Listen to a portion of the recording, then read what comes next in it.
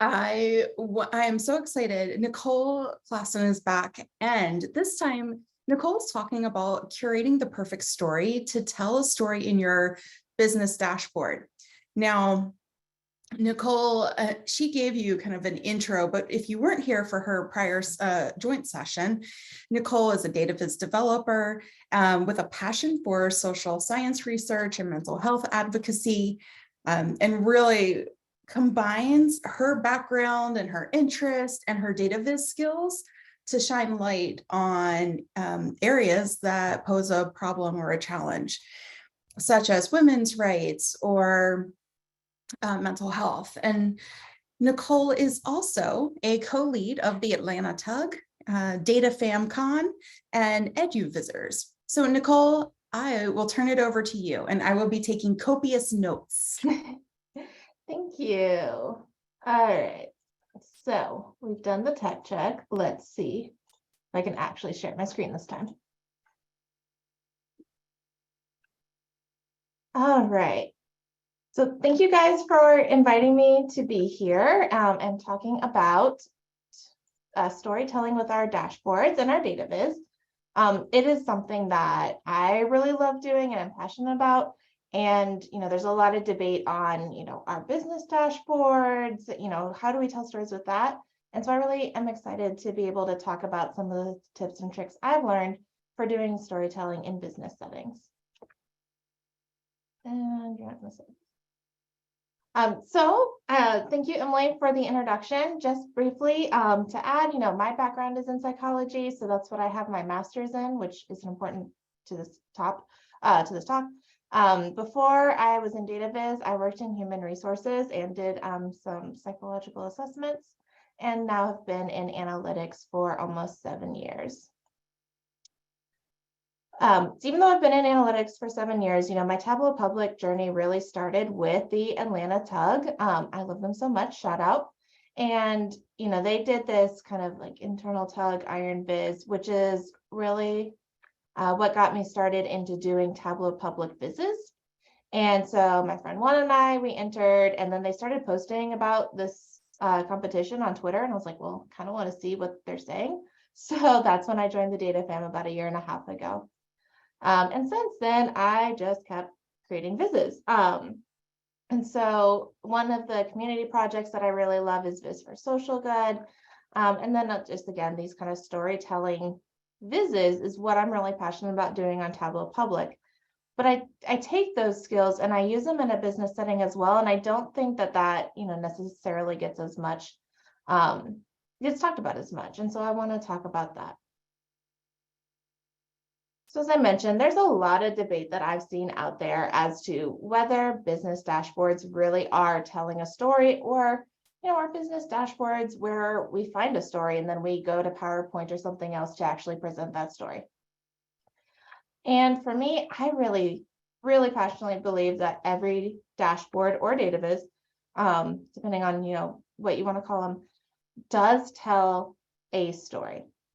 And, your business dashboards might help people find the story that they need in order to move their business forward or help your clients. But your dashboard is still telling a story about the business so that then they can find the story that they need to present to leadership in order to move forward in their goals or whatever it is that they're kind of tracking on these business dashboards. And as I'm trying to put into words why I really think this, and why I do believe in storytelling, I was like, okay, first off, I need to figure out what is a story and how to define it so that I can then take that and, use it in my dashboards.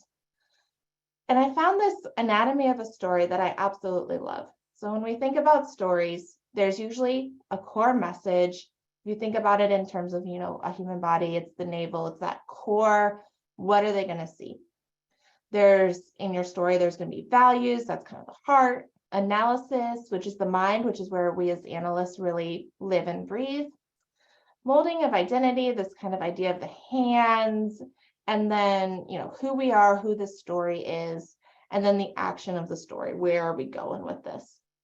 And I believe that every single one of these can apply to our business exploratory dashboards to tell the story of what it is, your business, question, your department, whatever it is that you're working on. So this is an example from Emory University's public website. It's public. And, when we think about that anatomy of a story, that core message of the story, well, in a business dashboard, that is things like branding and clear titles. Even if this dashboard isn't going to go public, it's just going to your clients, being really clear and branding with the colors will draw them in more. They're going to see like, oh, yep, this is my business. I relate to it. And just that first glance, that pre-attentive color, it's going to be about them and their business, and they're going to want to dive in more. So making sure that we do kind of use branded colors and clear titles, because everyone wants to know what they're looking at so that they know what they should do with it. And so that is that core of a story. And that's what we have in our business dashboards. Values. In the business world, we usually want to show these metrics that drive value for your client or your business. And so, on our end, we've gone through all this work of looking through the hundreds or thousands of variables that our clients and companies keep track of. We have an idea about the business goals. We work with our clients to figure out what their goals are, and then we help them pick and show metrics that drive the value of that company, which is exactly like telling a story. And we can do other things such as disaggregating our data. In this case, each dot is a person, to show the people in the data. So again, as people are exploring our dashboards, they remember that, especially if you're working with people data, that you are working with people, and that is part of your value, and that's what you're trying to show in these exploratory business dashboards. And then identity. So in this case, something that could be done is comparing the SAT scores to other institutions. And that kind of brings in that identity of who you are and where you are as a business to help focus you on where you want to go. And again, in this exploratory dashboard, maybe, you've got a couple metrics, a couple KPIs, you're relating them to your peers, and the story is you're underperforming in an area. That is something you can take to your leaders to really show like, hey, this is where we are and where we need to go. But because you've already had that story in your first dashboard, they can find it and really move the business forward.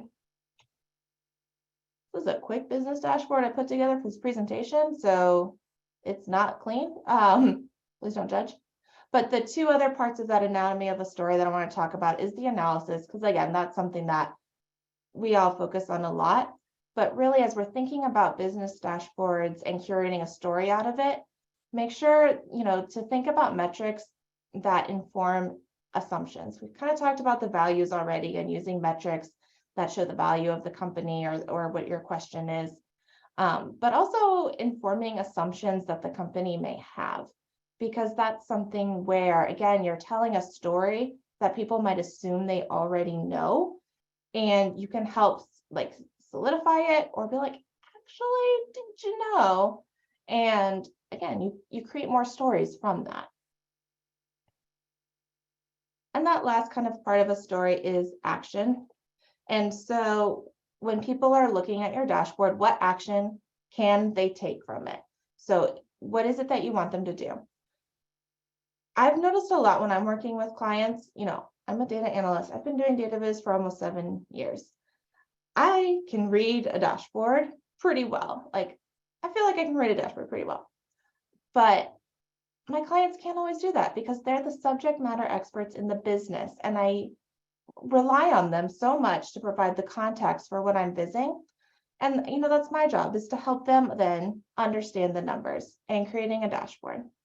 And so I can't assume that they understand any kind of graph. Bar graphs and line charts, we're pretty comfortable with, but even then a line chart can be kind of confusing, or bar chart, if you start having a million colors or a million labels, it can be kind of confusing. And one thing that I've really started doing, and that I believe helps promote action from my dashboards in a business setting, is having a lot of dynamic text. So on this dashboard, you can select profit. There's 5 things in here, like profit, quantity, profit ratio, sales, something else. But they're all different metrics. They're not all money. Some are percentages, some are just numbers, some is monetary. And so when I was first kind of getting started in analytics, I got really flustered because I'm like, people have all these different things they can choose. Like this is just one drop down to choose metrics, but other dashboards will have filters and all this stuff. And I'm like, how can I add any kind of text or anything to a dashboard? Because it's just going to change every time someone changes a filter or a parameter. But so I wouldn't put text on there. And I realized as I'm working with my clients that the reason people were not using the dashboards is because it wasn't easy for them to see that story and to get action from it. So all the text on here is dynamic. Every time this changes, the word west will change, largest will change, profit will change, east will change, everything will change because I'm providing context for what the graph is showing so that then they can find the story that they want to tell. So for example, office supplies has the highest quantity of orders. That might not be the story that my client is like looking for. Maybe they expected it to have the highest quantity of orders. That's great. But now they know that the line going up means highest and that comparatively the other two are lower than it. Now they're oriented to my chart and now they can go in and say, all right, well, I really want to know what's the lowest, or I want to look for something that, we expected things to be trending upward and they're not. How can I find that? And now that they've been oriented to it, because they're not analysts, they don't look at this every day, they can actually find story and take action from my dashboard to go to leaders or clients or whatever they need to do in order to move forward. So that's where, like, in the business world, I really do think that our business dashboards tell a story. And just because it might not be the story that we have to give to senior leaders doesn't mean that we shouldn't be focused on bringing these storytelling elements to our work so that then other people can take that to find the nuggets that they need to present to whomever it is that this dashboard is looking to help. And since I've started doing some of these tricks and really focusing on the story within an exploratory dashboard, arranging it in a way that makes sense, going with the flow, I have noticed that I get more engagement at work and with my dashboards. So what about in non-business dashboards? These are by definition kind of storytelling dashboards. How can we kind of take these ideas and continue to build on them in more data viz, infographic types? I really love bringing research in, and this can be done in a business setting too, where it's benchmarking. So in a business setting, your research can be benchmarking or context, and in kind of the data viz infographic way, it is more of this idea of like a visual lit review. So as I said, my background is psychology. I have a master's in it. I did a lot with experimental psychology. I wrote lit reviews for days and days. And so this is the kind of framework that I take when I'm building storytelling vizzes. This is a lit review is something that discusses published information in a particular subject area. So you search for the relevant literature, you evaluate your sources to make sure you are providing accurate information, identify themes, debates, and gaps, outline it, and then the only kind of difference is, usually you write a lit review, now you're going to viz your lit review. So, I do this a lot when I do Viz for Social Good because, these nonprofits, they provide the data and they're doing such amazing work that I want people who look at my dashboard to see and understand the amazing work that they're doing. So this is Sunny Street, the first one I did with Viz for Social Good. Their data was all about the number of people that they've impacted and touched, and it's amazing. But I wanted people who saw the dashboard and said, okay, Sunny Street, their mobile outreach for those experiencing homelessness and vulnerability. Why is that important? I did some research to find the numbers on, the millions of people living below poverty, hundreds of thousands who are homeless, and like, let's get that hook to bring people in to want to read your story. I don't know why my keyboard only works half the time. So quickly, why adding research to kind of our dashboards, business or otherwise? It engages the reader. It provides context for why they should care, especially for nonprofits. It can help with funding. And you can also use your research for design inspiration. So I'm watching the clock here. I use it all the time in the storytelling business because, again, with Biz for Social Good, this was built up Nepal, and they were very focused on the number of jobs that they created, which is amazing in and of itself. But then once I was looking into some of the employment in Nepal and saw that the majority is unpaid and temporary, that just lends a whole new lens to your data, and something that is important for people to know as they're reading this, because it's amazing that they're creating jobs, but they're creating jobs in an environment where it can be hard to find some stability. And that makes it even more important. And again, you can add context like this into business dashboards as well. And in terms of design, the viz that this is from is about women in business and how getting women in business can help with fighting climate change. And as I was doing my research, I found out, I read more about this woman, Barbara Pyle, who not only has a foundation around climate change and helping to fight it, but she actually co-created Captain Planet, which I loved that TV series as a kid. And as I looked into it more, it was also a comic book. I was like, there we go. That's my design. I'm going to do the comic book with the colors. And I did all that just from reading through outside research. So with any dashboard, what is the process? Always start with a question to answer. It can be something fun, like episodes of Doctor Who. It can be something a little heavier, about, climate change affecting women in low-income countries, or it can be something more business-like, such as the impact that a nonprofit is having in local communities. You can find a lot of information on Google Scholar, Google Datasets, and federal agencies and NGOs. It kind of sucks sometimes because your data is not in Excels or CSVs or an API, but it's out there and it provides a lot of great context. So how do you bring it in? Some data will just be bands. And again, that can be, in whatever kind of viz that you want to make. Just bring in some big numbers to provide the context for your story, and then get people interested in why they want to keep learning more about what's driving these big numbers. A lot of times, kind of the nuts and bolts of bringing it in is just creating your own CSV or Excel file with the data in the format you need it to be, and then just bringing that into Tableau. This doesn't work so much with business, but for the storytelling side. And then finally, making sure you track all your sources so that you can add just a quick table and a tooltip at the end to really talk about, where you found everything from, so people can go back and try to learn more about it if their viz really, really inspired them. So, there we go. Thank you so much again to the entire Fringe Fest for having me. And if there's any questions, I'm happy to answer them, but there's a bunch of resources as well available to everybody. Thank you, Nicole. We do have one question from Jen Shepard, who said, I like this idea of the dynamic text, but how do you deal in advance with tied values or null data once the user drills in and stuff like that?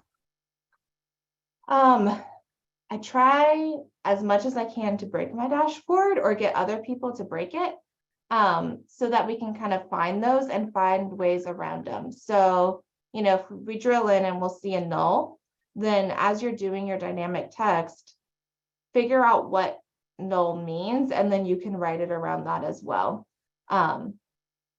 So you can say, like, it's unknown or whatever it is. If your data just completely disappears, because I've had this happen too, you've drilled in and it's not null because there's a null in your data source, but because there isn't even a row in your data source for that value. Then another thing that I do a lot is have a separate sheet that is a scaffolded sheet that has an option for every value combination. And when I bring that in, if it's null, then everything in my dashboard disappears because it's null. But that sheet then will pop up and say, there is no data for this year, select another year. And that way they still have that context of what's going on. And they know that like, oh, whoops, I hit a bug. Like, all right, I need to select a different state or something. I hope that helped. It was really interesting.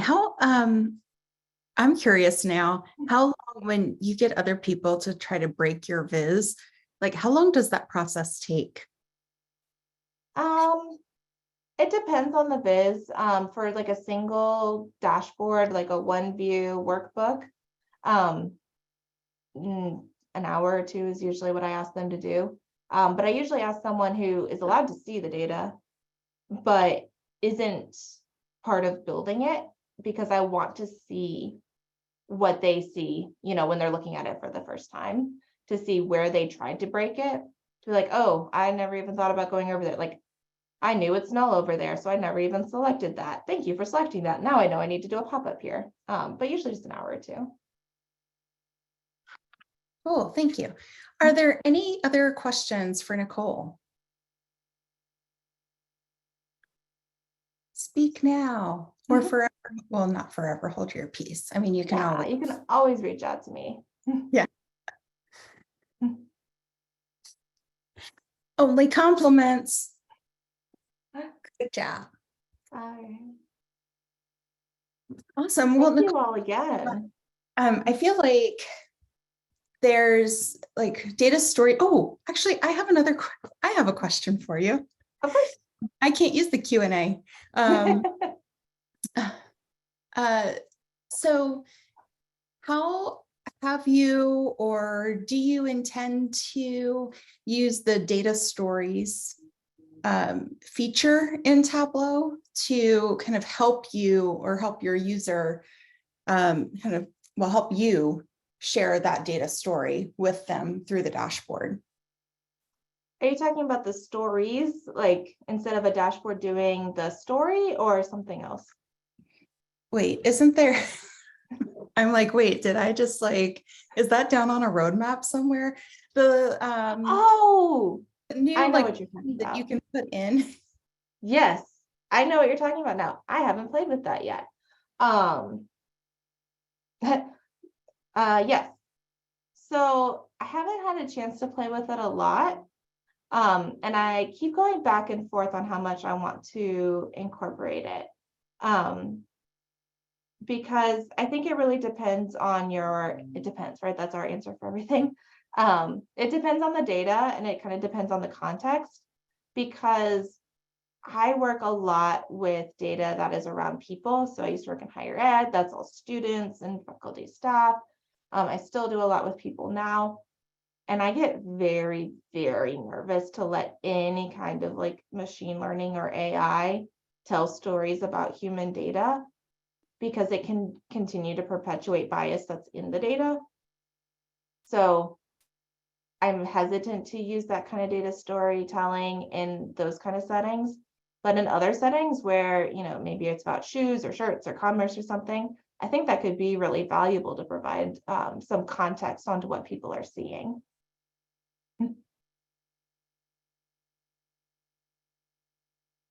Awesome. Yeah, that's a really good point about the AI and perpetuating or continuing the bias that may be in the data. And I think it's probably more like, you got to check it out if you're going to use it, regardless of what the industry is, right? Like you've got to test it out, kind of like what you do, and see if it's going to work for you. But I know data storytelling, I feel like there's been a resurgence of it, that we've talked about, because now there's tools that are out there that our data storytelling tools in addition to features of a product. So this is super valuable and I think pretty timely considering some of what we see in the marketplace. So Nicole, sure. thank you so much. This was so great. Thank you.